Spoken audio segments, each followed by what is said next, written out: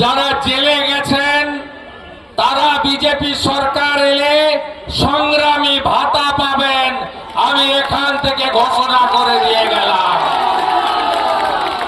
আর যে পুলিশ সামান্য 100 জন নিয়ে পরিবর্তন সভার জন্য হামলা করেছেন, সেই পুলিশকেও বলে রাখলাম ব্যাগ গুছিয়ে রাখুন, আপনাদের সঙ্গে মে মাসের প্রথম সপ্তাহে দেখা হবে।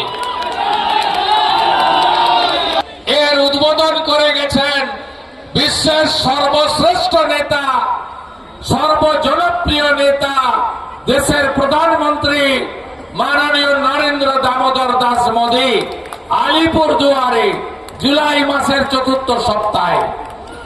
তিনি ডাক দিয়েছেন পশ্চিম বাংলার হিত গৌরব যদি ফেরাতে হয়, এই বাংলার যে অধঃপতন মমতা ব্যানার্জির নেতৃত্বে 15 বছরে হয়েছে, এই বাংলাকে যদি বাঁচাতে হয় তাহলে ভারতীয় জনতা পার্টিকে আনতে হবে।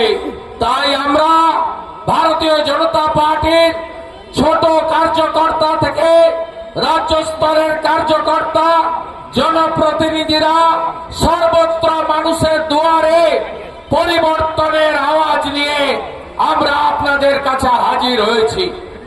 কেন পরিবর্তন করবেন? কারণ এই বাংলা রাষ্ট্রবাদের ভূমি ছিল। এই বাংলা থেকেই বন্দে মাতরম সৃষ্টি হয়েছে, ঋষি বঙ্কিমচন্দ্রের সৃষ্টি। আপনারা জানেন আজ তার 150 বছর আমরা পালন করছি। এই বাংলা